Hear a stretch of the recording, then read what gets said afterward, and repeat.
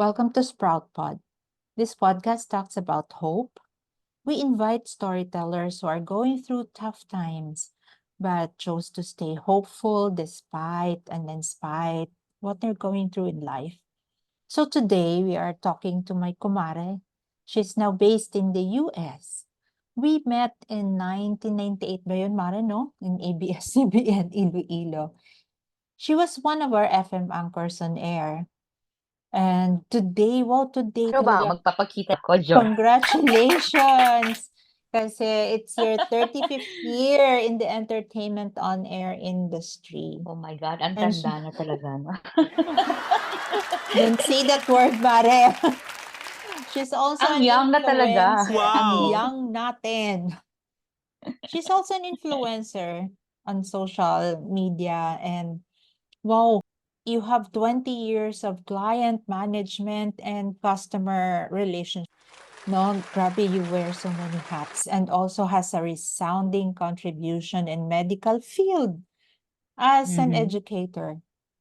And also as a passionate innovator, of course, in public relations. And she's also a business collaborator as Sa well. mundo. Wow, grabe, Mare. Congratulations. So let's all welcome Warlyn Huffey. Mare, kamusta? Let's have Ay, coffee. naku, Diyos ko. My goodness, I know, right? Ako naman naka-juice. Oh, Ju. Ano oras na ba dito? 5 p.m. in the evening. We're on Pacific time. So, nasa Okay. Oregon po ako. So, Pacific time tayo. But my goodness, Yes. parang na-remind tuloy ako ng aking mga years. I'm very humbled. Thank you. Salamat. You're my ever first na nag-interview sa akin talaga na ganito. But it just brings a lot of memories, you know. I know it's not all about the career, but me and Dolly, we've come a long way. My goodness, I met her even Course. before when she was still single. Yung ex-boyfriend niya, naging husband na niya. Tapos yung mga anak nila, naging inaanak. So, di At ba? yung anak mo, We came a inaanak long way. din namin. Ay, Remember? tapos you know what thing else? Pareho yung pangalan ng mga anak natin. Iniba niya lang yung sa Yes. akin. Nag-spelling ba? They're both Oo, jellos. they're Oh, di both ba? May mga jealous. jello in our Oo, life. Oh my oo. goodness. Naisip ko Wow. to nung bininigan yung aking anak eh. Nandun itsura talaga ni yung pari doon. Talagang mas bata siya ngayon kaysa noon, sabi ko kasi. But I'm very flattered and thank you and hope very blessed for you to ask me to come on board for your pilot episode Actually, for it's an the honor, Sprout. Mare. It's an honor talaga because Oh. when I see your post, my God, you're such an inspiration. Yun sinasabi ko lagi. Grabe si Mare. She's an inspiration to all. Ang mga post mo, so positive, positivity, and you imbibe this, no? Dami isang effect to someone who is going through life also. So, I hope that our viewers, our listeners will learn something from you. So, okay. And We are honored, Mare, that you give us this time and opportunity to hear your story. So, let us dive in now. For so many years na wala kita nakita I want to know what's going on in your life and to share that with people, no? So that they will be also inspired by you to give them hope. That's why this is Sprout. Kay ikaw, you embody that plant nga parang sprouting pa lang siya, but gives them hope. So can you tell us, Mare, no, your advocacy is life in dialysis is a bliss. So what do you mean by that? okay, so unfortunately, nasa ano na ako it's already like what I said is the result of what happened to me. And for all those who know me, you know, they know na voluptuous na gid ko ya. I'm very obese when I was little, you know, like, and I love food, like talagang, you know, in other words, I really was not, you know, into the fitness life. Mm. But let me tell you too, I realize it's not really being fit at the same time being, hindi kailangan sexy ka to be healthy. But the only thing that I happened to agree. me was that I wasn't really responsible, Mhm. I was just eating what I want and being glutton, being, like, wow, masarap, lahat masarap, 'di ba? Talagang mukbang forever ako noon. Mukbang pa ang terminology. Talagang, but then, so, besides genetics, kasi may iba din naman na they are little, they're Mhm. small, but they Mhm. can still maintain their body. My Mhm. genetics were really, talagang, parang challenge. So I definitely became big all my Mhm. life, Mhm. voluptuous, and I had to go through a lot of like suppressed insecurities and so on and Mhm. so forth until when I guess I will tell you now, my life changed siguro when I started from 21, I wanted to really be better, but nahirapan na ako. Mhm. Nahirapan na talaga ako kahit na siyempre I went through the fads, yo-yo diets and so Yeah. on and so forth, Mhm. Mhm. Plus I came from a medically inclined family because my Mhm. parents are doctors. Yeah. Rebel with a cause man ako. I know Okay. I wouldn't I wasn't I was like I have so many things. It wasn't a good life for me, I feel. Uh-huh. But I didn't have regrets, but I'm very much honest where it came from. So Mhm. until one time na talagang na-diagnose na ako, na alam ko na may diabetes ako eh. I Okay. knew that. Kasi syempre sa diet and everything, right? Yeah. But I was like, I was stubborn, I Mhm. never, I didn't want to be into the, syempre pinapacheck ako ng mother ko Mhm. because she was a Mhm. doctor and so on and so forth. I had a son, so maybe Mhm. okay naman ako kahit Mhm. mataba ako. But then Mhm. until when I came to the US na talagang sabi ko parang 2019, that was the start of it. Like Okay. I went to Hawaii Mhm. and then I had my annual check, right? Before that, nag-check na ako sa mga trabaho ko, but Okay. it was just, hindi naman ganun, like, kaya pa to, diabetes lang to, right? I mean, Yeah. metformin and all Mhm. those, Mhm. the usuals. And so I wasn't really still strict. Parang ano lang ako, parang, okay, dito, ganyan lang, no? I still Mhm. continued with my Coca-Cola and Mhm. Pepsi and marami Mhm. pa akong mga rebellion Mhm. foods. Yeah. Until 2009, na-diagnose na ako ng diabetes. Siya pinaringgan. Sabi ko, hindi, pwede pa yan, di ba? But in 2019, nung sa Hawaii na talaga ako na-diagnose, sabi ko, God, this is something else, right? Yeah. Tapos, along with the diagnosis, na-diagnose din ako na CKD2 na ako. So, Wow, like, that's fast. so, yeah, that's fast. Kasi at that Mm. time, nung 2011 kasi, nag-work ako sa nephrology, sa Okay. kidney doctors for Oo. 3 years. And then, alam ko na yung mga stage na yan. Alam Mhm. ko, parang may idea na ako na sabi ko, pag stage 2 na, parang ano na yan, iba na, di ba? Mhm. Mabilis na yan kung hindi ko anuhin. Pero that time, parang, ano pa rin ako, parang denial girl pa rin ako. Sabi ko, Denial. hindi, kaya pa to, right? Mm. Pero on top of that, na-ano din ako noon, na-diagnose din ako ng diabetic retinopathy. Parang at that Oh, time, no? okay. Pero hindi pa, ang problema lang noon, hindi nila talaga sinabi ng doctor na yun na yun. Mm.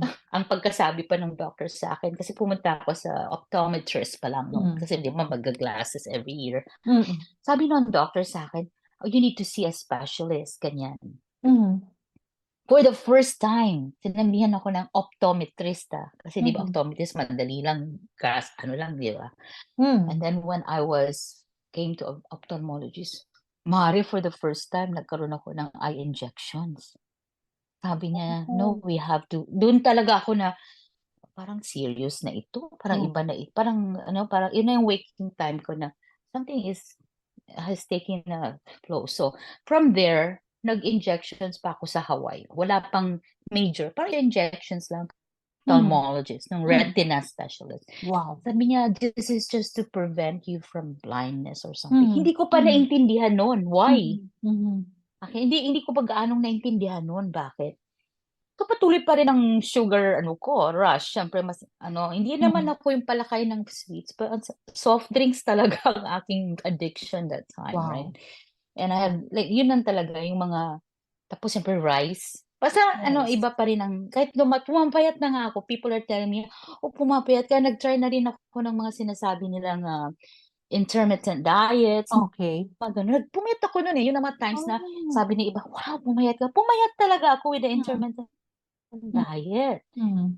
Pero after 6 months of the intermittent, talagang nag-iba yung pakiramdam ko. Ngayon, umuwi na ako ng, we call it the mainland, no? From Okay. Hawaii, pumunta ako Oo. Arizona. Doon nag-start lahat. Talaga, honestly, yung talagang maga ako and everything. And I couldn't, hindi ko malaman bakit ayaw akong, hindi mag-down. Kahit na nagtitake na ako ng mga detoxifier, lahat ng mga Okay. herbal, hindi talaga mag-down. Wala talaga, hindi pumapatol yung katawan ko. Tapos kahit Okay. bigyan pa nila ako ng, usually kasi 40 to 40 milligrams of water pill na prescribed lang pwedeng 40 to 80. Okay. Hindi ako mag-go down. And Okay. I went back to Las Vegas, I was hospitalized for 14 days. Wow. So after 14 days, binirahan ako ng Lasix. I went down 120 water pill milligram. Bumaba ako from 200. This is really a wow kasi from 287 bumaba ako ng 210 Mm. pounds. Yun Mm. ang edema ko. And Oo. that was why that started my, well, I say that started talaga na serious na ito, and I had Mm. to stop work, and and then I Mm. went to Oregon Mhm. due to personal reasons. Sa Oregon naman, 'di ba 2021 nag-move ako. Mag 2021 noon April, bigla na lang ako na we were kayaking. Okay. We were kayaking. Kasi akala ko pumayat na ako, okay na Oo. ako, 'di ba? Oo. Parang magiging okay na ito, kailangan ko na lang i-take care ng sarili ko. Parang Mm. confident Mm. na ako na Mm. okay na ako. 2021, we went kayaking. Mare, nag-blackout ako. Hindi ako makakita. Talagang Oo. blind talagang. Parang Kasi tapos in a pumunta kami sa camping. in a Parang snap, ano parang lang, blur. Nag-blur na lang lahat ng paningin ko. Tapos um around a month ago na nagpunta kami camping. Talagang nag-blacken na lang lahat. okay. And so I went to a retina specialist, and yun ang naging start ng lahat because I had to my retinopathy. Yun na yung first attack ng type 2 diabetes sa akin. Wow. And then so I went into an attack in Terrible. diabetes, and then after that, so forward wise, because of the two causes of my kidney disease is Mm. mainly type 2 diabetes, hindi type 1 so wala akong insulin. So yeah. And then hypertension. Yung blood Hypertension. pressure ko, kasi yung Yes. puso natin naapektuhan, di ba? Pero yung one thing amazing right now is that, punta muna tayo sa bad news. Ang bad news nga lang, bumigay na si kidneys. So, February So the last same year, stage, 22, Mare. Stage what na siya at the time? stage 5 na talaga. Stage 5 Kasi, na. Okay. kasi, so there's 5 stages to CKD, chronic kidney disease. Like, Mm. parang bigyan ko rin ng info yung lahat. Yes. So, sa Philippines kasi, na-notice ko to kasi Mm. pinag-aralan ko hanggang ngayon. Mm. Hindi nila tinitingnan yung GFR function sa Oo. labs. Oo. They would only look at the BUN and creatinine ratio and Right. BUN. But I don't know if the doctors or is it because of the orders, or I think the doctors should also incorporate, I don't know if it's available sa Pilipinas, yung GFR. Kasi sa GFR mo talaga malalaman kung nagpa-function pa yung kidney. Kidney. Kasi Oo. kahit na it's not, sabi nila sa Pilipinas, they're more creatinine centered, but actually, to be honest, too late na yung creatinine. Kailangan sa GFR talaga sila tumiti. Kasi yung GFR, mapaprocess, patitingnan pa nila kung stage 1 ka, stage 2. Pag stage 1 to 3 kasi, mai improve mo pa. Mhm. Right. This is realistic But pag stage 4 ka na, stage 5, wala na, pababa ka na. Parang mare-recover mo na lang yung sarili mo, but you cannot really fully reverse it. That's Yes. the reality of it. Kahit na i-google mo pa yan. Yeah. And miracle, yeah. But then sa akin kasi, naging stage 5 na siya kasi napagod na talaga si kidney. So, but ang magagandahan lang sa akin at this point is I'm on stage 5, Mhm. pero may 11% pa ako. na Function. kidney function. Function. Tapos, because I have an amazing team of doctors, especially my nephrologist, Mm. so he's able to really help me stabilize my labs. So yung Yes. mga labs talaga, concentrated siya, hindi lang sa kidney function, but sa heart. Like yung food na kinakain mo, so very, ano talaga yun, very important in terms of not even dieting, not Mm. even the type of diet. Well, it can be a type of diet, but more on the amount counting, yung allowed counting. So I can tell you more later. So yun ang naging story ko. But then amazingly, yung dati kong 200, kasi iba kasi measurements dito sa Amerika.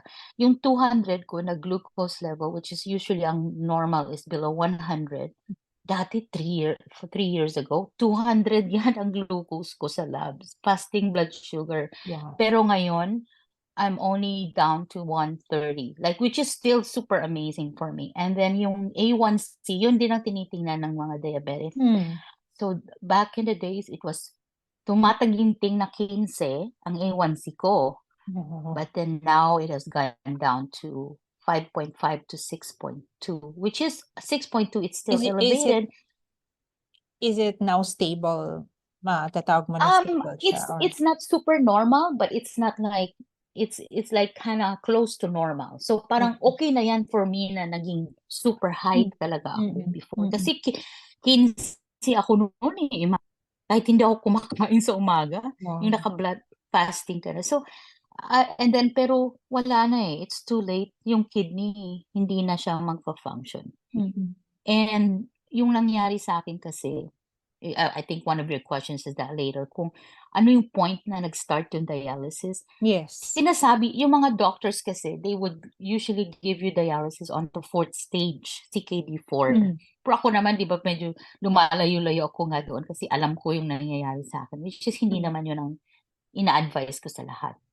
Pero sa akin kasi, I will tell you why later if you ask me that question again, but what made you decide na, kasi nga, being on dialysis, it also takes a lot of decision and acceptance. So, it took a while. Pero at that time, kasi nangati na ako, Mari. Nangati na ako. The skin. So, merong affected symptom, may symptoms sa kidney disease na pag talagang kailangan na dialysis, nangangati-ngati ka. So, phosphorus ang reason yan. Kailangan mo na talagang mag-dialysis kasi madumi ka na, madumi na yung katawan mo sa loob. You have to expel it or wala. Ano ka na, 911 ka na the next time. So talking of yung dialysis journey mo, how is it now? Well, actually, surprisingly, hindi pa 1 year. So, let's go back. I was diagnosed February of 2020, 2023. 23. Okay. Oo. Pero, nung nag-diagnose ako, hindi ako ready. Ready in the sense na, kung ako lang, okay lang. Kaya kong basta-basta lang ako dyan, no? Pero I have a family, I have a partner, I have people around me. Siyempre, alam mo naman, may anak ako, si ihado mo. And then I have also my parents and pamamatay. Ang dami kong factor. And this is very common sa mga kahit sinong ma-diagnose na may terminal or chronic disease na, meron kang ganito. Siyempre, parang, pero hindi naman ako siguro, hindi ako talaga dumaan sa depression or, I did have actually, to be honest, hindi ako nahirapan i-accept na, kasi alam ko na paparating na, di ba? Ako, my journey was more difficult. Nasabihin ko sa mga taong nakapaligid sa akin na, ito na ako ngayon. Parang mas nahirapan ako kasi sabihin nila, bakit naman gano'n? Kasi syempre, ako, alam mo naman ako, matiisin ako and I can accept. Pero yung mga taong palibot ko, hindi ko alam kung paano nila tatanggapin na gano'n na ako ngayon. Mas masasaktan sila, especially yung anak ko. So, February na, alam You ko were na. protecting them. From pain, anything. From pain, oo. And of course, and not just that, parang change in lifestyle, change in lahat. So, ang una kong pinaalam talaga was yung anak ko. Siyempre siyang Mm. pinakaimportante sa buhay ko. And I said, I have it, right? Parang Mm. gano'n. And then of course my dad and then yung Mm. partner ko na kasama ko ngayon and everybody around me. Mm. Ang mahirap pa do'n kasi yung partner ko, may history yung father niya. So, ang daming Mm. aspects, like yun. So, and then, so what I did was, napakabait nung nephew ko. Mm. I talked to him and I said, Doc, I sat down with him, sabi Mm. ko, Doc, you have no problem with me. I understand what's happening with me. I work with you doctors. I've worked with Yeah. this type of diagnosis and everything. And I know how it feels to be sick and all. Pero sabi ko, Mm. hindi. Kailangan ko pang ihanda. Yun na talagang pagkasabi, natatandaan ko, February. Kailangan ko pang ihanda yung mga tao sa Tao palibot sa ko. paligid. Sabi Yeah. ko, Your loved That's ones. kailangan ko ring ihanda yung sarili ko na Yes. mabubutasan ako or it's parang Mhm. sabihin na napaka-OA. No, it's not OA kasi all my life perfect yung skin ko. Parang mentally, parang Exactly. siyempre lahat, no? Lahat. Parang Oo. nakikita mo na, God, wala na tapos alam mo talagang mega research ako no ng anong Mm. itsura ng ganito, ganyan, yung sa dibdib mo, sa Mm. ganyan mo. Mm. Natakot talaga ako. And then after that, I prayed so hard. I said, Lord, I know this is happening. Just give me a chance Mm. to learn more. So Mm. yun nga. And then I started dialysis around August pa. Okay. Kasi pumunta pa yung anak ko dito and then sabi niya, "Mom, it's time." Do'n yan nung Mm. nangati na nga ako na Mm. phosphorus ko grabe na. Nag-iron ano din ako, transfusion before that. Hmm. Talagang inalayan talaga ako ng nephro ko na Mm. parang maging strong pa rin, right? Mm. And mind you, honestly, I was still hoping na sana mag-improve pa rin 'no, talagang wala na. Mm. It's the end Correct. of the line, right? So when I started dialysis, ang dami pang challenges sa'kin kasi akala nila na-hospital pa ako. Kasi Hmm. parang siyempre well, let me tell you, sa mga kumare natin and everybody's Oo. listening, 'pag ang kidney kasi nag-surrender, maraming nadadamay. Kasi Complications. ang daming Oo. complications and that's the sad truth. Ang dami kang complication, hindi lang puso mo, hindi lang Mhm. balat mo, lahat complicated, pati life mo po, lahat Hmm. iha-handle mo. So that's why ang you were asking me, bago lang ako, tapos yung mga Oo. challenges ko no'n na nampasan ko na ngayon, thank God. Yung talagang every first 3 sessions at alam ko lahat ng mga dialysis people would just say, "Oh, So tama how 'yan." often yan, First Mare?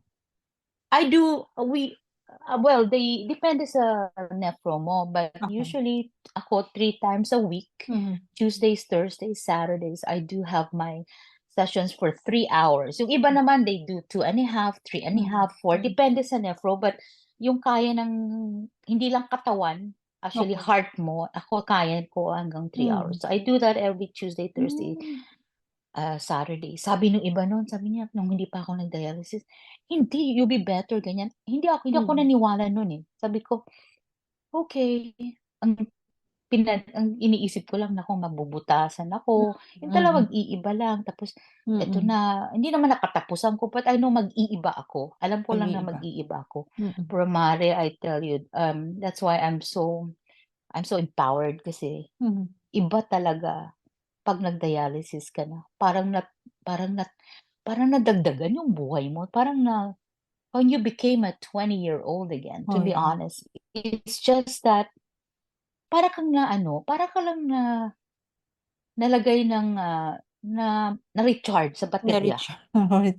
Really? Oo, yun ang Okay. feeling mo. Parang Kasi parang scared just sila, Mare, eh, when you, yeah, mention about yung may mga sakit 'no, diagnosed with that, are scared to yeah. go through dialysis. I don't know lang because you mentioned also 'no, you mentioned about all Mhm, these things. So let me ask you this. As a Filipino na going through that in the US, tell us about the mhm, medical service that you have and mhm, maybe mhm. compare it to the Philippines, no? Philippines, yeah. Actually, That's good to ask kasi yan din talaga ngayon ang pinag-aralan ko in the Mm. sense na may may friend din kasi ako, mga kaibigan na nagre-reach out sa akin na kada-diagnose lang and they're from the Philippines, ganyan na uy pila ang imo na creatinine amo na Mm. bla.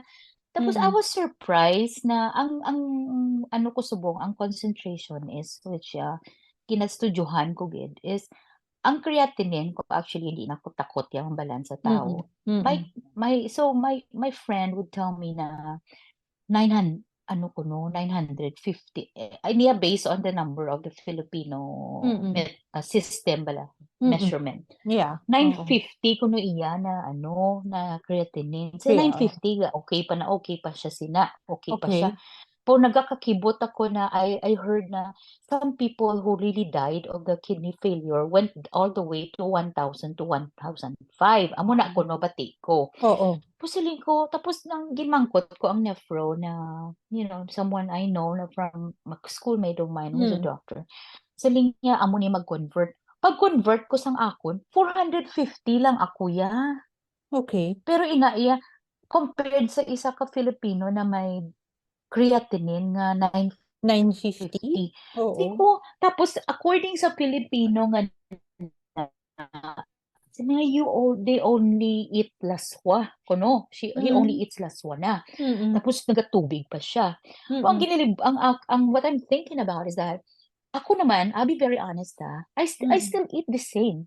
I mean, Hmm. because I cook a lot. Mm. Of course, ang the only thing nga gintanggal ang beans. I don't eat beans. Ang tudlo balan sa akon sa ang dietitian ko Oo. is to really look at the potassium, Oo. phosphorus, Okey. calcium, and sodium. What about When you protein, go Mare? protein amo na subong Hmm. ang challenge ako kalamutan gani kay Mm. 'di ba palakaon man ko karni, pero Mm. ginagaan ko nila sa mga protein bars. Pero Mm. amo na yang akon ang protein ko medyo nubo-nubo po hindi man super nubo. Pero Mm. nahamot ko ya ang ang pangluto ko ya is still with salt. I still Mm. put a little bit of salt, a little bit Mm. of soy, Mm. not gani. Mm. Though ang pangluto ko is still regular, pero nga ang numbers ko are very much Lo stable. Amo lang na Oo, yung or GFR much lower. well ang GFR which means na feeling ko ano ang why I haven't resolved that. So Mm. ang friend ko yang nga naga-dialysis sa Philippines, they only eat kuno laswa Mm. and they only drink tubig. Feeling ko, I don't know if it's the kind of salt, the kind of I know ang ano ang ara sa Philippine diet which Diet, oo. or sa akon diet or Oo. is it pero one thing I can assure you now siguro it will help a lot of even Filipinos Mm. hindi gid kamo magkaon sang processed food. Amo Processed ginaya food. Mm. promise processed food. What I Mm. mean by processed food, kung gusto niyo magtilaw-tilaw sa mga junk food, sa mga Canned fast food, foods. Oo, fast Jollibee, food. Yeah. okay lang na once in a Mm. while. Like Mm. bite-bite lang Mm. Mm. or once a week or twice, whatever.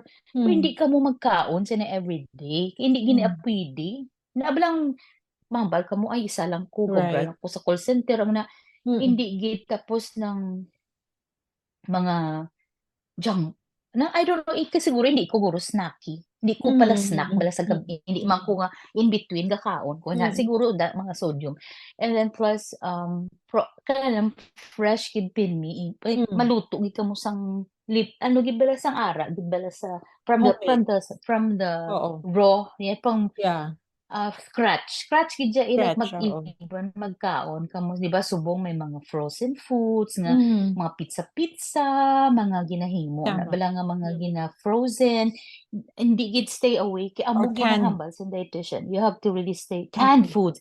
Yeah. And I'm sorry, favorite ko man na ang sardinas po, Oo. mga palangga, maskin ano pa ka malunggay, ibutang niyo sa Mm. sardinas, grabe ginaya ang sardinas. So, Sodium. you can it is one thing I learned amo nang gina-advocate ko gid Mm. mag-dialysis ka. You can still eat some but not Mm. anymore the usual. Yes. You can have a little bit of everything. Once in a blue moon, pwede ka katilaw one Mm. slice, two slice. Po believe man ko ba ang advocate ko man is not also to deprive you but at the same Mm. time Mm. full ng bala sa ano ang milligrams or grams allowed potassium, pila ka itlog ang pwede Mm, ka. Kag mabatsyagan mo man ako ang lawas mo diin ka batsyagan balang ano palang hubag ikaw. Di ako ya exactly. beans gidya. Oo. Beans kid ako ya. Pag magkaon ko tapos ng imbes nga hambal na hindi ka na mga pwede ka kapangapi. Mhm, And it's even and you can even Google that. mm, Pero more on the black coffee side. May mm, mga preferences bala. So tama, it's tama. really good to talk to a dietitian sa mga Mm, sa mga dialysis CKD5 or mm, renal failure patients really need to be like knowledgeable. Amo ginang akon mm, nga greatest guide subong sa akon mm. condition and any condition for the matter. You need to be you need to know your You disease, educate you know. yourself, yes. Education gidya empowered ka gidya Mm, kung you don't have to be a doctor, you don't have to mm, be a this and that. Kung hindi mo kaya intindihan, pamangkot ta ang pwede mo pero honestly, subong ko lang na-realize kag amo ano ko man, gina-advocate nga if you have it now, mhm. learn it. Yeah. Like learn it Mm, like you're in a relationship, learn it like you mm, have a new boyfriend, new mhm. friend, lahat. It's corny to say that, pero amo ang the way nga you can And live I agree your with you. life as a Mm, dialysis patient. I agree with you. Mm. That's very informative. It give us a glimpse of your daily life. Like, how do you start your day? Oh, first, syempre, it's very Mm, call this one dramatic to say, but I really mm, pray at the beginning of the day, you know. yes. Um, I've reached a point many times in my first days of dialysis that I would go to the emergency room. Mm, Would you believe I have a blood pressure of 70/40, flatline, and I'm about to die? I'm So, so sorry. na lang, I know, and it's not dramatic, it's Mm, reality. It's because mm, of the effect of mm, dialysis. mm, Cramps ka, though hindi ka na, pero I always look back. I tell this because I always look back to that second na aware pa ko, one blow na lang, wala na ko. mm, But I was, on my mind was like, Lord, kung sabi, do, noon na lang yung storya ko, you know? mm, So, mm, until now, every day, or even before I sleep, I would say, Lord, thank you. mm, For, and tuwad na, say, di gusto. Pero ako yung gambal ko siya, hindi lang ko anay pag, kung ako lang pamangkuton mo, hindi ko anay madula. Nabla ko yes. siya. Mm, Ibalang ko man nga, i-claim mo gina, pa ngayon mo mm, man sa iya. mm, I mean, it's not enough for you. God did not teach us to tell him only your will is your command, but you can, as a father, you know, you can ask God to tell him na ano gid ang gusto mo, and he mm, wants it straight from you. yeah. So every time I pray, it's not only your will be done, pero may Mm, angga bala nga, mm, Lord, di gusto ko pa mabuhi, hindi pa ko gusto mm, madula. Ano na that's the comedy side of it, right?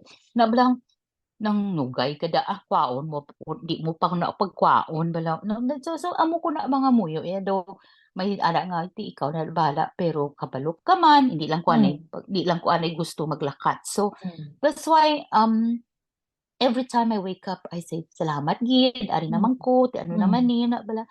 And one thing I can really tell your listeners is stress gid is number one Number killer of one. them all. Yes. If you're looking for a liquid supplement to strengthen your immune system, I recommend Quantamin Plus. It is a powerful antioxidant and a nourisher, also protection for your immune system. It will energize you. That's why it's also called an energy booster. And when you drink it throughout the day, it is also called an alkalinizer and heavy metal chelator. Quantamin Plus is called a miracle trap. If you want to know more about Quantamin Plus, please call or text 0927 332 4302.